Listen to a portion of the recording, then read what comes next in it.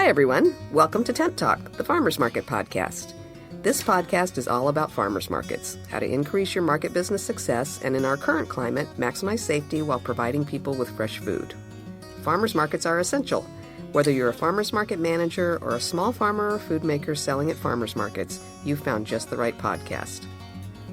Happy Labor Day weekend! The Farmers Market Pros team is taking a break today, and we're bringing you a Best of Tent Talk episode from early last year. I met Katie Green of Hare Organic Farm at the Washington State Farmers Market Association conference in February of 2020.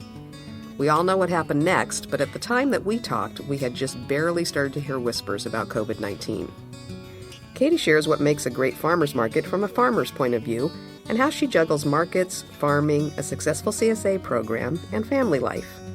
You'll be glad to know that Hare and Katie's family have been navigating the pandemic and still operate a wildly popular CSA. Today's encore episode of Tent Talk, the Farmers Market podcast, is supported by American Farmland Trust, protecting farm and ranch land to help foster a new generation of farmers. Your membership helps promote healthy food and a better climate for all of us.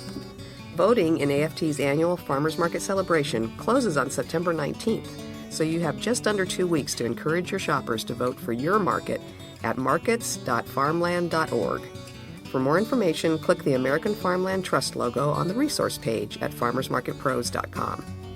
Now let's listen to what Katie has to share about growing on her American farmland in the beautiful Puyallup Valley south of Seattle, Washington.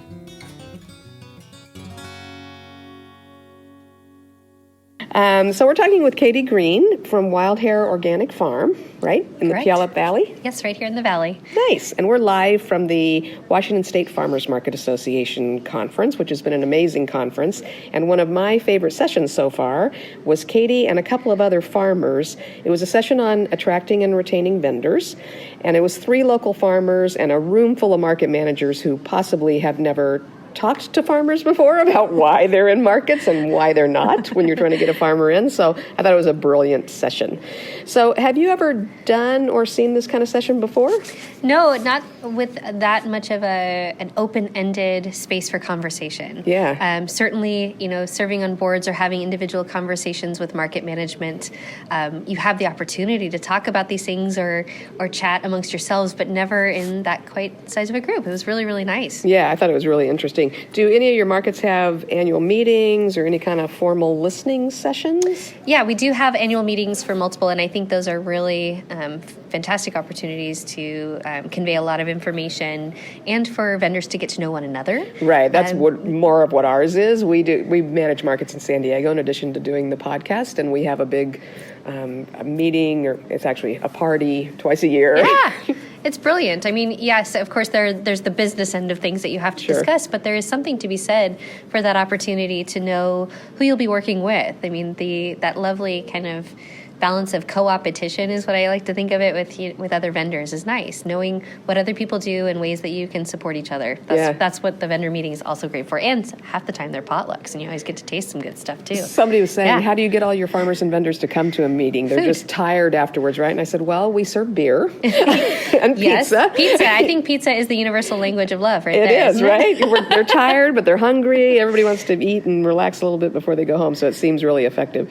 So you're in 3 markets, right? 3, yes. And one of them is the very large, busy, well-established University District market. That's a big market in Seattle, right? Yes, it's big and it's wonderful and it's established, and we're very lucky to be vendors there. How long have you been there? We have actually been there now. This will be our 7th season. Wow. Yeah, so a long time. Now, that's a year-round market, no? It is a year-round market. We don't have the capacity to participate fully year-round yet, maybe someday. But for now, we balance it out with starting as early as we can in April and at least try to drive on the way through the Thanksgiving weekend in preparation. And then we give ourselves a couple of months to relax a little bit. But the market puts a different farmer in, and then when you come back, there's still space for you? We still apply and hope. I think, one of the nice things about Puget Sound is we all have different microclimates and things that we can work with, and there are certain growers that have product that they can work with through those months. We have the product ourselves, but because we also market through a CSA in the winter, we get a little bit more insular and stay closer to home in that way. You said about 50% of your income is CSA, right? Correct, yeah. So do you take CSA to each of your farmers markets? Do CSA customers pick up at your markets? We do for our market in Tacoma. So that is a weekday market. It's on a Thursday midday. So for a lot of people who work downtown, that's very convenient for them to scoop up their CSA share for us or from us right there at the market. We haven't taken any to Seattle just because we don't have enough room on our truck. Oh, gotcha. Given the capacity there. For the biggest market, it would mean we'd need a much larger size vehicle. Much larger truck, yeah. And we hope to start bringing our shares to the market in Puyallup this year as well. So nice. In our kind of smaller hometown, it's not smaller, it's a very large market. Yeah, I've heard about Puyallup, that's big. Smaller in terms of capacity for veggie vendors, but huge, wonderful community event that we have every week that I'm also very, very excited to be part of. So, nice. Yeah.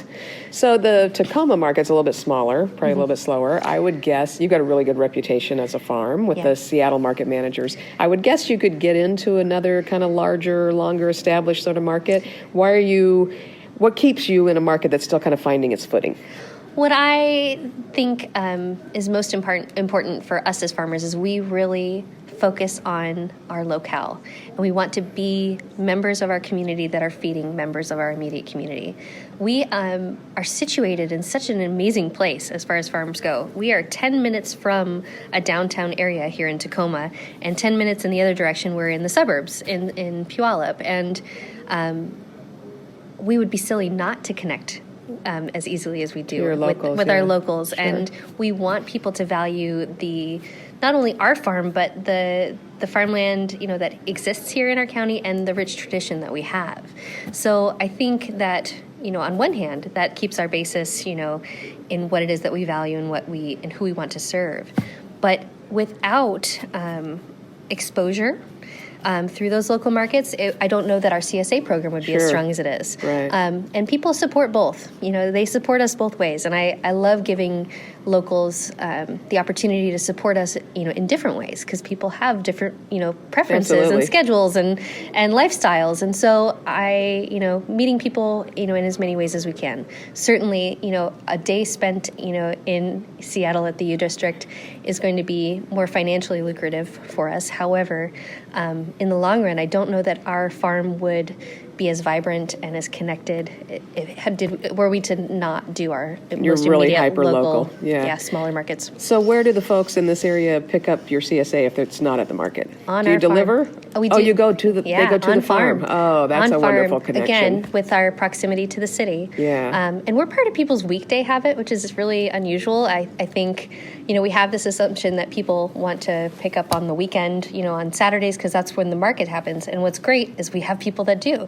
We have people that shop with us at the market on the weekend, but on their weekdays, on their lunch hour, or coming home from soccer practice or whatever, they're going to stop by the farm and grab some vegetables and fruit from us there. Oh, that's awesome. And so it balances it out really nicely for us. Well, and it's got to make an even stronger connection between you and your CSA customers if they see the farm. Oh, yeah. I mean, that's one of the things about a CSA versus a farmer's market is you're not having as much contact with the farmer sometimes because it's just dropped at a remote point. But if they're picking it up from you, I mean, that's amazing. Yeah, and we have a wonderful kind of open farm policy is what I call it. If our farm stand is open or if CSA pickup is happening, we mean it. People can walk around and get fresh air and see the farm change over the seasons. Nice.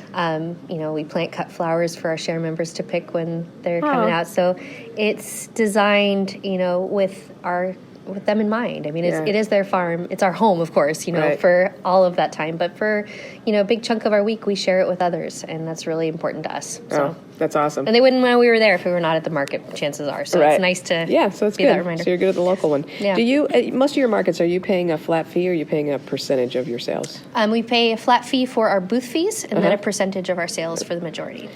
Now, when you have a CSA pickup at the market, do you pay a percentage of what people have paid for the CSA or no? I've not been asked to at this point, and that's a really good question. I'd have to decide what to do. Whether that was worth it or not. Whether it was worth it, or do I pass that cost on to my customer? Sure.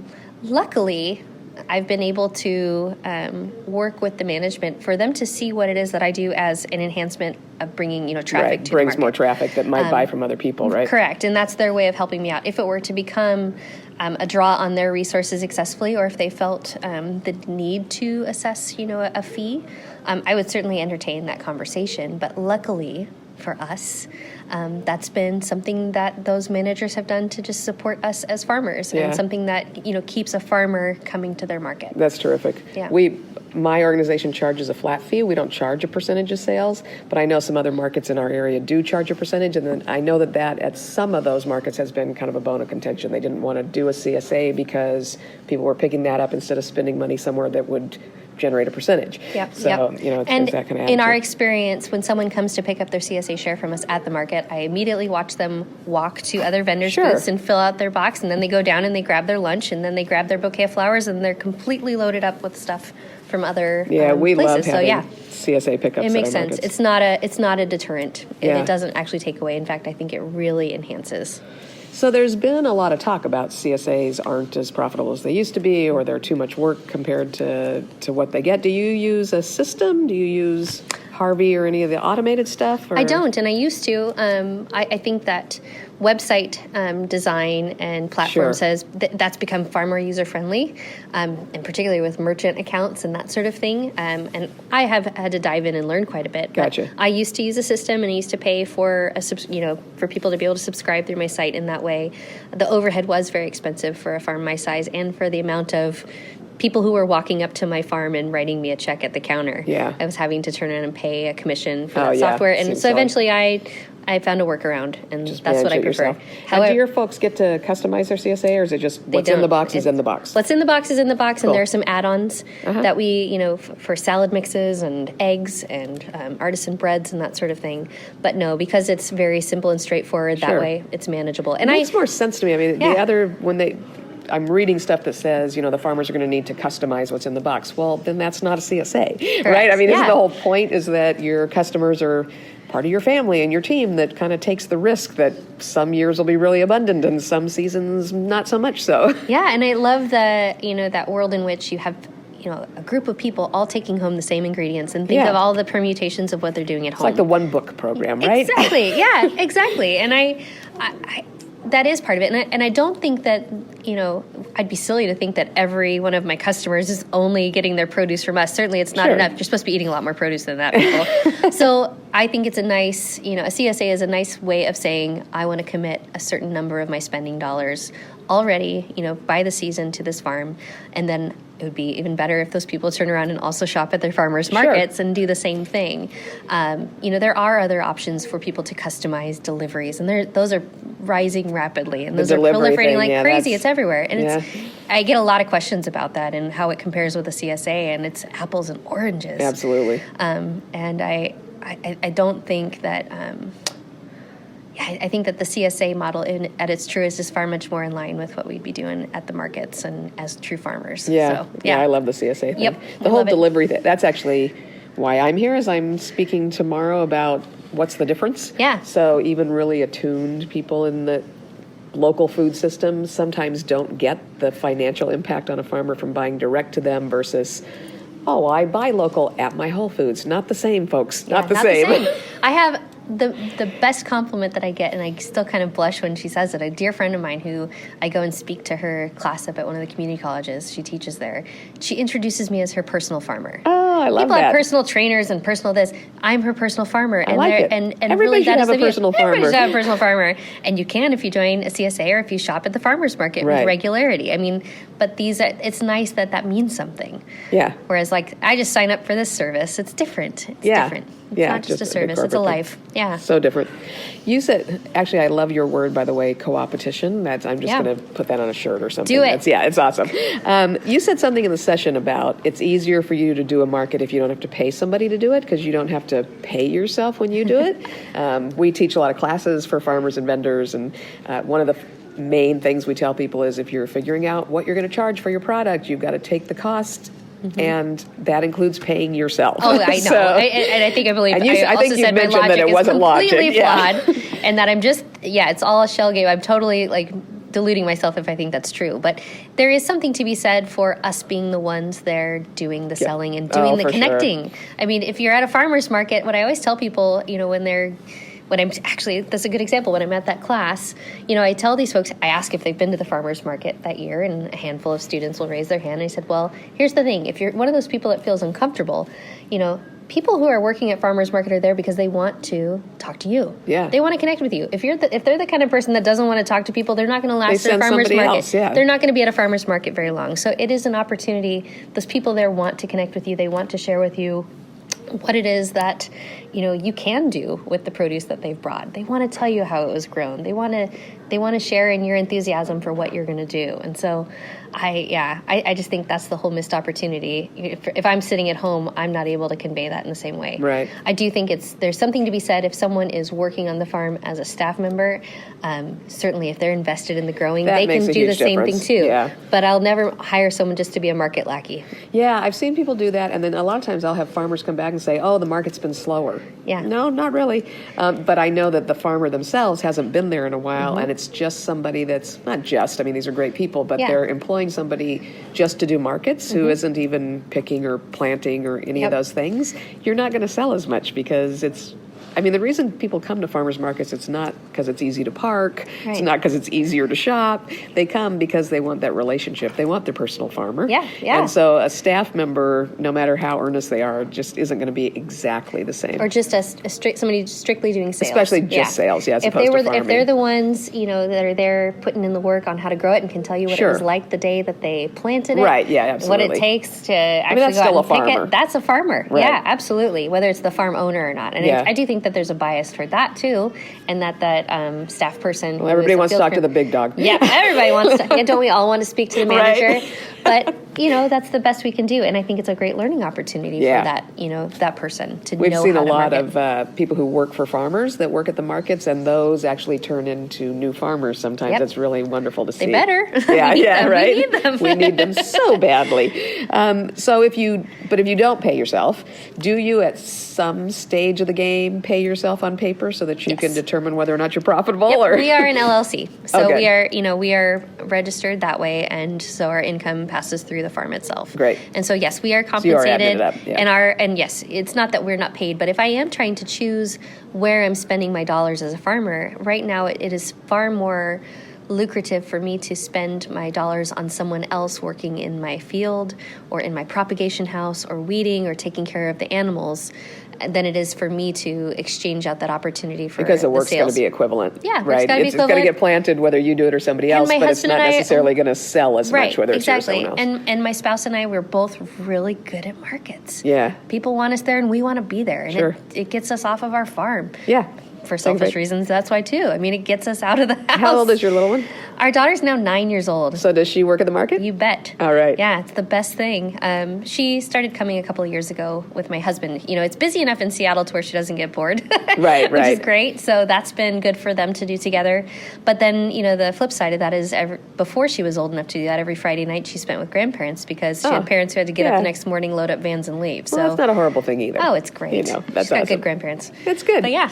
Okay, last question, I think, and we'll let you go. You mentioned in the session that it's important to you that markets do the work, find the funding, figure out how to deal with all the logistics, and if you're a farmer's market manager and you're listening, you know that the logistics are not easy. The USDA doesn't make it easy for farmers markets, but nonetheless, that you want to see market managers do the work to offer EBT and FMNP and those kind of things. So everybody knows that's a good thing in terms of food equity and getting fresh food to people that have lower incomes. But what I think I'm hearing you say is it's also good business, right? It's great business. It particularly for a market that is smaller or might be serving a community that folks would otherwise be unrepresented as shoppers at the market. The more you give people the opportunity to shop your market, the better. I found that, for us here in Tacoma, in particular, we've done a lot of work around food access and what those programs can do. And so not only am I seeing people shopping our markets for more frequently and putting their dollars there and being willing to use their EBT cards, being comfortable using their EBT cards, I'm seeing people extend longer into the season. Oh, and good. everybody knows, at least in our northern climate, that, it's going to be hot stuff June, July, August, but then what happens in September and October or beyond? And so in a lot of ways, I think that these programs really just kind of open up the spending power for the year. People who have a farmers market nutrition program check that doesn't expire until the fall are going to continue coming to the market until the fall. They might be buying crops that are intended for storage and that will last them longer into the winter. And so I think those foods tend to last longer than summer foods, and therefore the consumer gets more out of it. I then also have an opportunity to keep my market sales up, and it's kind of make or break for smaller markets for me at this point. If those programs vanish, it's going to be a huge hit for me, particularly in Tacoma. Without those types of funding, it would cut off a huge, or at least not a huge, but definitely a really important part of our sales. So notable it goes directly to eaters and farmers. Right. That's what those funds do. It's not that it's being spent on anything other than food. So it helps the farmer, it helps the consumer that needs it. It's terrific. It's basic, it's awesome. Well, and what we tell people, we've had some farmers actually every once in a while that say, well, why are my tax dollars going to these folks to help them buy food? I buy my own food, and, we have some older folks that are a little curmudgeonly, but the other thing we like to point out to them is a lot of people who are on EBT, food stamps, whatever kind of program, are there temporarily. Yep. They're in sort of a bad position right then. It's so important to keep those folks with EBT and SNAP able to shop for healthy foods. Yeah, and a lot of folks are senior citizens. This is the other piece that that it's not just young moms who are out there trying to make it work. These are a lot of people that we serve in our community are elderly and don't have necessarily the amount of care or someone else to be taking care of them, but they're trying to take care of their health in other ways. Right. And it's socially very good for them. And the mental health piece that and the role that getting out to a farmer's market and being outside and interacting with others. There are other little bits and pieces too that have nothing to do with the exchange of that actual currency or script. It has to do with the emotional currency that's going on too. Yeah, absolutely, because isolation is such a problem with the older folks sometimes. Absolutely. Yeah. So is there one last thing that you'd like to make sure that market managers know about how farmers look at farmers markets? We are so thankful for the work that is being done. Keep asking the questions. Keep, how do I put this?